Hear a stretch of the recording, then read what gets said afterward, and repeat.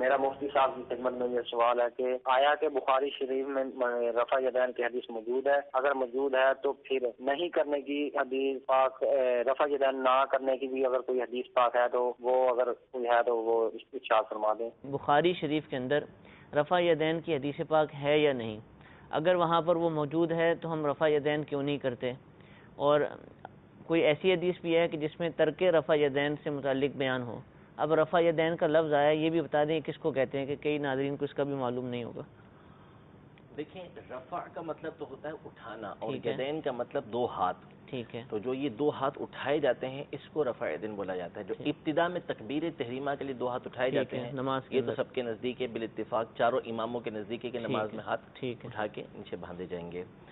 اس کے علاوہ جو دیگر مقامات پر رفع یدین کرنا ہے تو احناف کے نزدیک یہ ناجائز ہے، اس کی اجازت نہیں ہے۔ ٹھیک ہے کہ کوئی کسی اور مقام پر رفع یدین کرے، یعنی نماز کے اندر۔ باقی وتر میں جو تیسری رکعت ہے اس میں رفع یدین کیا جاتا ہے، اسی طرح عیدین کی جو رکعتیں ہیں اس میں کیا جاتا ہے۔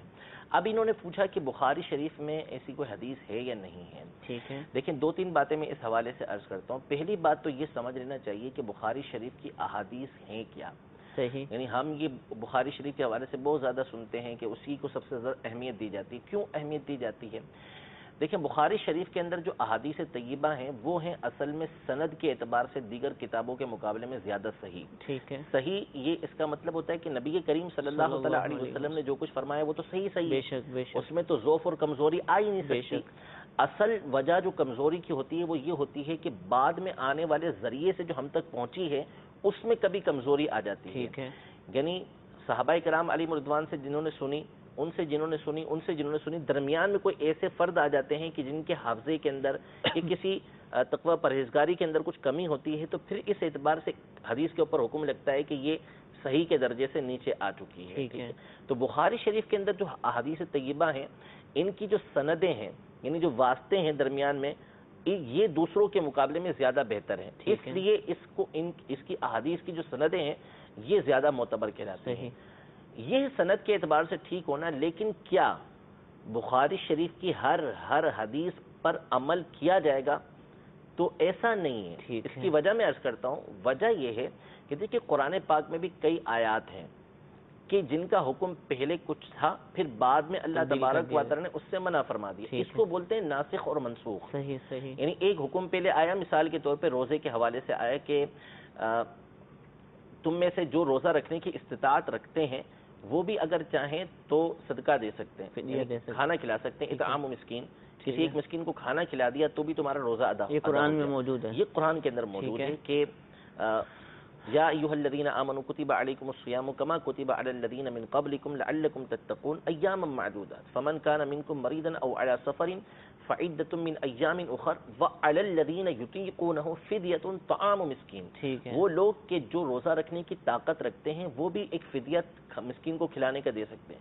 یہ ابتدا میں حکم تھا، صحابہ کرام علیہ رضوان کی ایک جماعت کا موقف یہ کہ ابتدا میں یہی حکم تھا کہ جو طاقت رکھتا ہے وہ بھی دے سکتا ہے۔ لیکن اس کے بعد آیت نازل ہوئی فمن شہید منکم الشہر فلیصم، کہ جو بھی رمضان کے مہینے کو پائے گا اس کے اوپر روزہ رکھنا ضروری ہو جائے گا۔ یہ پچھلا حکم منسوخ ہو گیا۔ ٹھیک ہے، اب جو طاقت رکھتا ہے وہ روزہ ہی رکھے گا، وہ فدیہ نہیں دے سکتا۔ ٹھیک ہے، تو ناسخ اور منسوخ اس کو کہا جاتا ہے، یعنی منسوخ وہ چیز کہ جو پہلے تھی پھر بعد میں کوئی اور حکم آیا کہ نہیں اب اس پر نہیں، اب اس پر عمل کرنا ہے۔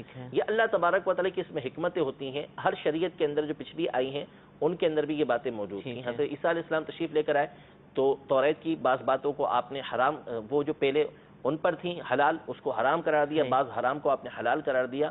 یہ چیزیں موجود ہوتی ہیں۔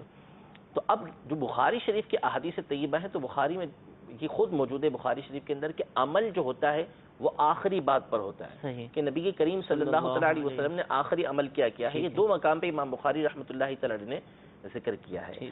تو اب بخاری شریف کے اندر رفع یدین کی حدیث موجود ہے، ٹھیک ہے، لیکن پہلی بات یہ ہے کہ رفع یدین جس طرح آج کا ایک گروہ کرتا ہے اس انداز کی حدیث موجود نہیں، پہلی بات۔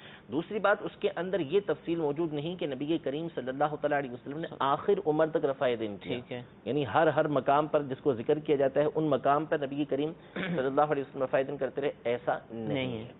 دوسری بات یہ، پھر انہوں نے یہ پوچھا کہ ہم کیوں نہیں کرتے یا کوئی ایسی حدیث موجود ہے کہ جس کی بنیاد پر نہیں کرتے. دیکھیے جہاں تک معاملہ ہے دیگر ائمہ کا، امام شافعی، امام احمد بن حنبل، ان کا جو مسئلہ ہے یہ ہے مجتہدین، ان کی تقلید کرنے والوں کا معاملہ جدا ہے. انہوں نے اپنے اجتہاد سے اس بات کو دیکھا کہ ان کے نزدیک وہ احادیث طیبہ موجود تھیں، ان کے نزدیک وہ منسوخ نہیں ہوئی تھی، تو انہوں نے اس کو حکم دیا.